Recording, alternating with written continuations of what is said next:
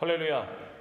우리 오늘 나누실 하나님의 말씀 사도행전 13장 1절부터 5절까지의 말씀입니다. 사도행전 13장 1절부터 5절까지의 말씀을 우리 다같이 한 목소리로 봉독하겠습니다.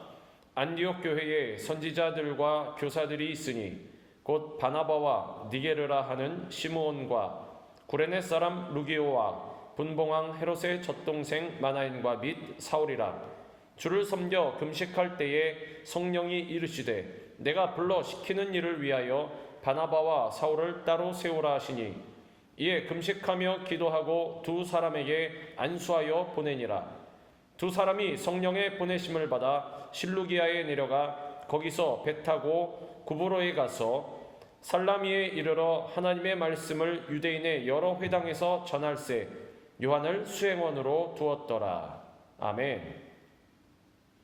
오늘 이 말씀을 갖고 성령 충만한 교회라는 제목으로 우리 다 같이 말씀을 나누겠습니다. 승리하는 신앙생활의 비결은 바로 성령 충만에 있습니다. 또한 교회 부흥의 비결도 성령 충만입니다. 오순절 성령 강림 후 탄생한 예루살렘 교회는 날마다 부흥하는 교회였습니다. 예수님의 제자들은 3년 반 동안이나 예수님과 함께 다니며 말씀을 듣고 많은 기적을 체험했지만 성령을 받기 전에는 무기력했습니다. 예수님께서 겟세마네 동산에서 붙잡히실 때에 제자들은 두려워하며 뿔뿔이 흩어졌습니다. 수제자 베드로는 3번이나 예수님을 모른다고 부인을 했습니다. 하지만 이렇게 무기력했던 제자들이 성령 충만을 받고 변화되었습니다. 성령으로 충만한 베드로가 설교했을 때 3,000명의 사람들이 회개하고 돌아오는 놀라운 은혜의 역사가 일어났습니다. 그들은 더 이상 두려움에 빠져 숨어있는 것이 아니라 담대하게 복음을 전했습니다. 그리고 가장 먼저 세워진 이방인 교회였던 안디옥 교회도 성령으로 충만하여 귀하게 쓰임받았던 교회였습니다. 안디옥 교회에 하나님의 큰 은혜가 임했을 때 안디옥 교회 성도들은 하나님의 말씀에 따라 선교사를 파송했습니다. 본문 1절은 안디옥 교회에 선지자들과 교사들이 있으니 곧 바나바와 니게르라 하는 시몬과 구레네 사람 루기오와 분봉왕 헤롯의 젖동생 마나엔과 및 사울이라고 말씀합니다. 안디옥 교회에는 바나바와 사울을 비롯한 5명의 지도자가 있었습니다. 바나바는 부유한 사람이었으나 하나님의 은혜를 입고 전 재산을 교회에 바쳐서 가난한 사람들을 구제했고 많은 사람들에게 존경을 받는 사람이었습니다. 그리고 니게르라 하는 시몬과 구레네 사람 루기오는 아프리카 사람이었습니다. 또 마나엔은 분봉왕 헤롯의 젖동생으로서 세상적으로 부족함이 없는 삶을 살았던 사람이었습니다. 이들과 사울을 포함한 5명의 지도자들이 안디옥 교회를 이끌어가고 있었는데 이 교회의 궁극적인 최고 지도자는 바로 성령님이었습니다. 안디옥 교회는 성령님의 음성에 순종하는 교회였습니다. 본문 2절은 주를 섬겨 금식할 때 성령이 이르시되 내가 불러 시키는 일을 위하여 바나바와 사울을 따로 세우라 하시니라고 말씀합니다. 안디옥 교회는 성령님의 이러한 명령에 즉각적으로 순종하여서 바나바와 사울을 선교사로 세워 파송했습니다. 본문 4절은 두 사람이 성령의 보내심을 받아 실루기아에 내려가 거기서 배 타고 구브로에 가서라고 말씀합니다. 안디옥 교회의 지도자와 성도들은 성령님의 음성을 듣고 순종했습니다. 사람의 말을 들으면 실수하고 실패할 경우가 많지만 성령님의 음성을 들으면 절대 실수하지 않습니다. 실패하지 않습니다. 초대교회 일꾼들은 모두 성령 충만한 사람들이었습니다. 재직을 뽑을 때도 기준이 말씀과 성령 충만이었습니다. 사도행전 6장 3절은 형제들아 너희 가운데서 성령과 지혜가 충만하여 칭찬받는 사람 7을 택하라. 우리가 이 일을 그들에게 맡기고라고 말씀합니다. 안디옥 교회가 선교사로 파송했던 바울과 바나바도 말씀과 성령으로 충만한 사람들이었습니다. 세상 조직은 사람을 뽑을 때 세상적인 스펙을 최우선순위로 고려합니다. 또 일을 할 때도 학연 지연에 따라 일의 성패가 좌우될 때가 많습니다. 그래서 사람들은 인맥을 쌓으려고 했습니다. 그러나 교회는 세상 조직과 다른 것입니다. 오순절날 예루살렘 다락방에 성령님이 강림하심으로 말미암아 교회가 탄생했습니다. 사도행전 2장 1절부터 4절은 오순절 날이 이미 이름에 그들이 다 같이 한 곳에 모였더니 호련히 하늘로부터 급하고 강한 바람 같은 소리가 있어 그들이 앉은 온 집에 가득하며 마치 불의 혀처럼 갈라지는 것들이 그들에게 보여 각 사람 위에 하나씩 임하여 있더니 그들이 다 성령의 충만함을 받고 성령이 말하게 하심을 따라 다른 언어들로 말하기를 시작하니라고 말씀합니다. 성령님께서 예루살렘 교회를 세우신 것입니다. 교회의 창시자는 성령님이십니다. 교회가 참된 교회의 모습을 갖추려면 성령의 공동체가 되어야 하고 교회의 일꾼은 한 사람도 예외 없이 모두 성령에 사로잡힌 성령의 사람이 되어야 하는 것입니다. 이 시대의 예언자라고 불렸던 미국의 에이든 윌슨 토저 목사님은 이렇게 말했습니다. 초대교회는 단순한 조직체나 운동단체가 아니라 영적 능력 그 자체였다. 초대교회는 성령의 권능으로 움직였다. 교회는 성령의 권능이 있는 동안에는 늘 살아 움직였다. 교회의 역사를 돌이켜보면 성경으로 되돌아가 성령의 권능을 회복할 때마다 새로운 부흥이 일어났고 성령의 권능이 사라지는 순간에는 기득권을 사수하려고 새로운 체제를 구축했다는 사실을 알 수 있다. 하나님이 인정하시는 유일한 권능은 바로 교회의 역사하는 성령의 권능이다. 오직 영원하신 성령에 의해 이루어진 일만이 영원히 지속된다. 교회에 임하는 성령의 권능을 회복하라. 안디옥 교회는 성령의 음성을 듣고 순종했습니다. 성령님의 명령에 따라 선교사를 파송했습니다. 금식하고 기도함으로써 성령님께 민감하게 반응하고 성령님의 뜻에 따라 선교사를 파송한 것입니다. 우리의 신앙생활, 오늘날 교회의 문제가 무엇입니까? 우리가 주일을 한다고 하면서도 여전히 내가 살아서 내 뜻대로 무언가 하려고 한다는 것입니다. 어떤 일을 할 때 사람의 뜻을 진행하는 것이 아니라 성령님의 음성을 듣고 그 음성에 절대로 순종해야 하는 것입니다. 우리는 늘 말씀으로 충만하고 기도하기에 힘써서 날마다 성령 충만한 삶을 살아가야 하는 것입니다. 본문 2절부터 3절은 주를 섬겨 금식할 때에 성령이 이르시되 내가 불러 시키는 일을 위하여 바나바와 사울을 따로 세우라 하시니 이에 금식하며 기도하고 두 사람에게 안수하여 보내니라고 말씀합니다. 우리는 우리 교회가 교회다운 교회가 되기 위해 늘 기도해야 합니다. 기도는 교회를 움직이는 능력이고 하나님의 은혜가 교회에 임하게 하는 통로가 되는 것입니다. 교회는 만민이 기도하는 집입니다. 이사야 56장 7절은 내가 곧 그들을 나의 성산으로 인도하여 기도하는 내 집에서 그들을 기쁘게 할 것이며 그들의 번제와 희생을 나의 제단에서 기꺼이 받게 되리니 이는 내 집은 만민이 기도하는 집이라 일컬음이 될 것임이라고 말씀합니다. 예수님께서 성전을 청결하게 하신 이유는 기도하는 집이 장사꾼의 소굴이 되었기 때문입니다. 교회에서 가장 크게 들려야 하는 소리는 오직 기도 소리입니다. 그리고 기도함으로써 성령의 음성을 듣고 화답하는 찬양의 소리가 들려야 하는 것입니다. 절대로 시장에서처럼 흥정하는 소리, 사고파는 소리, 다투고 싸우는 소리가 나서는 안 되는 것입니다. 내 가게로 손님을 데려가려고 밀고 당기고 하는 것처럼 내 편으로 나뉘어서 자기 편을 만들려고 다퉈서는 절대로 안 됩니다. 그러면 교회가 세상처럼 되고 마는 것입니다. 또한 교회는 만민이 기도하는 집이 되어야 하는데 이것은 누구나 나와서 기도할 수 있는 곳이 되어야 한다는 것이고 이것은 바로 차별이 없어야 한다는 것입니다.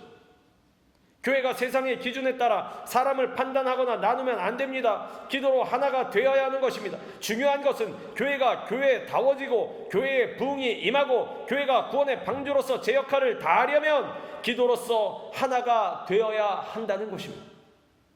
부자든 가난하든 세상 지위를 가졌든 못 가졌든 많이 배웠든 못 배웠든 그것이 중요한 것이 아니라 누구든지 다 나와서 기도하고 기도로서 하나가 될 때 하나님께서 그 교회를 통해 일하시고 복을 내려주시는 것입니다. 야고보 사도가 헤로드 왕에 의해 순교하고 베드로마저 감옥에 갇혔을 때 온 교회가 한마음이 되어 기도했습니다. 사도행전 12장 5절은 이에 베드로는 옥에 갇혔고 교회는 그를 위하여 간절히 하나님께 기도하라 하더라고 말씀합니다. 그럴 때 하나님이 천사를 보내 베드로를 감옥에서 풀려나게 하시고 교회의 품에 돌려 보내주셨습니다. 기도가 회복되어야 하는 것입니다. 특별히 중요한 결정을 앞두고 또는 큰 문제와 어려움을 당할 때는 금식하며 기도해야 합니다. 안디옥 교회는 선교사를 파송하기 전에 금식하며 기도했습니다. 금식하며 기도할 때 우리의 마음이 성령님의 음성을 들을 준비가 되는 것입니다. 금식하며 기도할 때 교회가 성령님의 인도하심을 받을 자세를 갖추게 되는 것입니다. 성령님은 금식하며 기도함으로써 준비된 사람, 준비된 교회에 하나님의 뜻을 가르쳐 주시는 것입니다. 능력을 주시고 인도해 주십니다. 이사야 58장 6절은 내가 기뻐하는 금식은 흉악의 결박을 풀어주며 멍에의 줄을 끌어주며 압제당하는 자를 자유하게 하며 모든 멍에를 꺾는 것이 아니겠느냐라고 말씀합니다. 애틀랜타 연합장로교회에서 담임 목사로 심무하다가 2016년에 천국 가신 고 정인수 목사님, 일찍이 미국으로 유학을 왔다가 주님의 부르심을 받아 주의 종이 되어서 1995년에 애틀랜타 연합장로교회의 담임 목사로 부임했습니다. 그는 이 교회에서 21년 동안 사역하며 160개의 평신도 사역팀, 150개의 가정 공동체 사역, 새로운 차세대 목회 패러다임 사역, 특히 니카라과, 케냐, 페루 등에서 폭넓은 해외 선교를 펼쳐왔습니다. 사역하면서 많은 어려움이 있었지만 목사님은 늘 기도로 이겨냈습니다. 임종하시기 얼마 전 출간되어서 유고작이 된 책 진정한 리더십은 위기에 빛난다에서 모든 것을 포기하고 싶었을 때 기도로 극복한 일을 소개하고 있습니다.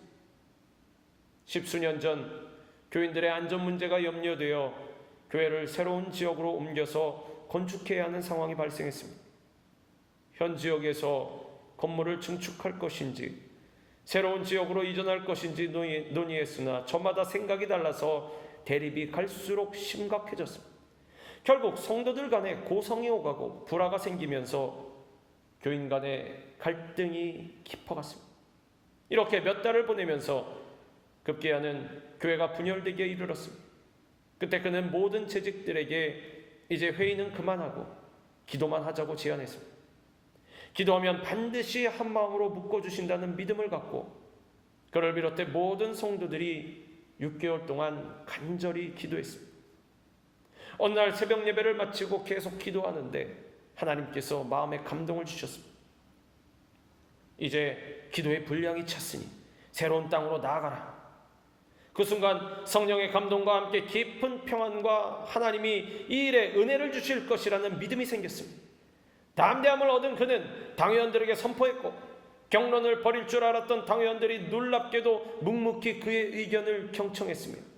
목사님이 그런 비전을 하나님께 받았다니 우리는 그것이 하나님이 주시는 비전인 줄로 믿습니다. 새로운 지역으로 이전합시다. 이렇게 하며 한 명만 제외하고 모두 동의했습니다. 이후 순조롭게 새로운 지역으로 이전했고 교회는 부흥하고 성장했습니다. 책에서 그는 이렇게 고백했습니다. 지난 6개월을 간절히 기도로 매달렸더니 하나님께서 우리의 기도를 들어주셔서 찢기고 나뉜 마음을 하나로 묶어주셨습니다. 그때 저는 위기 가운데 있을 때 기도할수록 하나님의 뜻이 확연히 드러난다는 것을 깨달았습니다. 하나님은 우리가 위기의 순간에 믿음의 올바른 반응을 하기 원하십니다. 위기를 통해 하나님이 오히려 당신의 목적을 이루어 가십니다. 위기는 하나님보다 크지 않습니다. 교회가 기도를 회복할 때 하나님께서 교회의 크고 작은 문제를 해결해 주시는 것입니다. 특별히 그 문제를 만났을 때는 금식하면서 기도해야 합니다. 어려움 가운데 좌절하기 전에 우리는 먼저 금식하며 기도하는 사람이 되어야 하는 것입니다. 본문 4절은 두 사람이 성령의 보내심을 받아 실루기아에 내려가 거기서 배 타고 구브로에 가서라고 말씀합니다. 안디옥 교회에 파송을 받은 사울과 바나바는 본격적으로 선교 사역을 시작하게 되었습니다. 교회의 존재 목적은 선교입니다. 교회의 사명은 땅끝까지 복음을 전함으로써 예수님의 지상명령을 완수하는 것입니다. 마태복음 28장 18절부터 20절은 예수께서 나와 말씀하여 이르시되 하늘과 땅의 모든 권세를 내게 주셨으니 그러므로 너희는 가서 모든 민족을 제자로 삼아 아버지와 아들과 성령의 이름으로 세례를 베풀고 내가 너희에게 분부한 모든 것을 가르쳐 지키게 하라. 볼지어다 내가 세상 끝날까지 너희와 항상 함께 있으리라고 말씀합니다. 예수님의 지상명령을 수행하기 위해서는 교회의 모든 역량을 선교하는 일에 집중해야 하는 것입니다. 선교는 하나님 나라를 이 땅 가운데 확장하는 것입니다. 하나님의 뜻이 하늘에서 이루어진 것 같이 땅에서도 이루어지도록 하는 것이 바로 선교 사역입니다. 당장 눈앞에 있는 현실의 문제에 얽매여 선교에 소홀해지면 절대로 안 됩니다. 선교는 교회와 성도의 삶의 최우선순위가 되어야 하는 것입니다. 그럴 때 하나님께서 복을 내려주시는 것입니다. 초대교회가 놀라운 부흥의 역사를 이룩한 것은 모두가 성령 충만받고 복음의 증인이 되었기 때문입니다. 복음을 전할 때 하나님의 축복이 임합니다. 영혼이 잘됨같이 범사가 잘되며 강건하게 되는 은혜와 축복이 임하게 되는 것입니다. 그러므로 우리가 가장 먼저 해야 할 일은 복음을 전하는 일입니다. 십자가 복음을 전하는 것이 바로 우리의 사명이며 존재의 목적이 되는 것입니다. 마태복음 6장 33절은 그런즉 너희는 먼저 그의 나라와 그의 의를 구하라. 그리하면 이 모든 것을 너희에게 더하시리라고 말씀합니다. 선교하지 않는 교회는 죽은 교회입니다. 살아있는 교회만이 선교의 열정으로 뜨겁고 선교에 헌신할 수 있습니다. 교회는 선교할 때 참 교회가 되는 것입니다. 또한 모든 성도는 한 사람도 빠짐없이 나가는 선교사가 되든지 보내는 선교사가 되어야 하는 것입니다. 선교 사역을 후원하고 선교 사역에 동참하는 것이 바로 주님을 섬기고 주님의 사역에 동참하는 것입니다. 나가는 선교사가 되지 못했을지라도 기도와 물질로 후원함으로써 주의 일에 동참하고 내가 있는 처소에서 크고 작게 복음을 전해야 하는 것입니다. 21세기 교회는 선교 지향적 교회, 성령 충만한 교회가 되어야 합니다. 주님께서 오실 날이 심히 가까이 왔습니다. 그러므로 더욱 힘써 복음을 전하며 살아야 하는 것입니다. 마가복음 16장 15절은 또 이르시되 너희는 온 천하에 다니며 만민에게 복음을 전파하라고 말씀합니다. 복음을 전파하는 일에 정해진 때는 없습니다. 매 순간 복음을 전파해야 하고 우리 삶이 선교의 삶이 되어야 하는 것입니다. 디모데후서 4장 2절은 너는 말씀을 전파하라. 때를 얻든지 못 얻든지 항상 힘쓰라. 범사의 오래 참음과 가르침으로 경책하며 경계하며 권하라고 말씀합니다. 우리가 선교라는 주의 일에 힘쓸 때 주님이 우리의 삶을 책임져 주시고 교회에 복을 내려주시고 부흥을 허락해 주실 것입니다. 마지막 때 주님이 다시 오시는 그날에 칭찬받는 성도, 칭찬받는 교회가 되려면 복음을 위해 선교를 위해 살아가야 하는 것입니다. 어떤 철학 교수가 다음날 있을 강의를 준비하기 위해 책상으로 가서 앉았습니다. 그는 지저분한 책상에서는 연구를 할 수 없는 성격이라서 책상 위에 흩어져 있는 서류 뭉치들을 지우기 시작했습니다. 그것들은 우편함에 들어있던 팜플렛, 잡지, 광고 전단 등과 기타 우편물들로서 우편물을 어떻게 처리해야 할지 모를 때는 아버지의 책상 위에 모두 갖다 놓을 것, 이렇게 정한 규칙에 따라 딸아이가 그의 책상 위에다 가져다 놓은 것이었습니다. 그날도 역시 교수는 책상 위에 있는 서류 뭉치들을 지우다가 파리 선교사 협회에서 발행한 잡지를 집어들었습니다. 그가 그 잡지를 쓰레기통에 넣으려는 순간 어떤 부분이 저절로 펼쳐졌는데 콩고 선교의 필요성이라는 논설 제목이 눈에 들어왔습니다. 교수는 그 논설을 단숨에 읽어내려갔고 그날 밤 일기에 다음과 같이 기록했습니다. 이제 나의 연구는 끝났다. 이 철학 교수가 바로 알베르트 슈바이처였습니다. 어떤 선교사의 보고서를 우연찮게 읽게 된 그 기회는 유럽에서 가장 뛰어난 천부적인 학자인 슈바이처로 하여금 그가 교수로 재직하고 있던 대학에서 의학 공부를 하게 만들었습니다. 의학 공부를 마친 후 그는 남은 여생을 아프리카의 적도 지방에서 보냈습니다. 그는 철학, 신학, 의학 그리고 음악 분야에서 박사학위를 갖고 있었지만 그에게 무엇보다도 중요한 것은 적도 아프리카에서 선교사로 일하게 되었다는 사실이었습니다. 하나님의 뜻은 인간의 눈에 우연처럼 보일 때도 있지만 분명한 것은 하나님은 살아계셔서 우리를 인도하신다는 것입니다. 한 선교사가 예수님을 믿는 사람이 한 사람도 없는 인도의 어느 마을에 가서 새벽 기도를 시작했습니다. 얼마나 부르짖어 기도를 했는지 온 동네를 다 깨울 정도였습니다. 동네 사람들은 어느 집에 사람이 죽어서 이렇게 부르짖어 운다고 생각했습니다. 그들의 귀에 주여 주여라는 외침이 아이고 아이고라는 외침으로 들렸던 것입니다. 이렇게 오해를 받으면서도 그 선교사님은 새벽마다 부르짖어 하나님께 매달려 기도했습니다.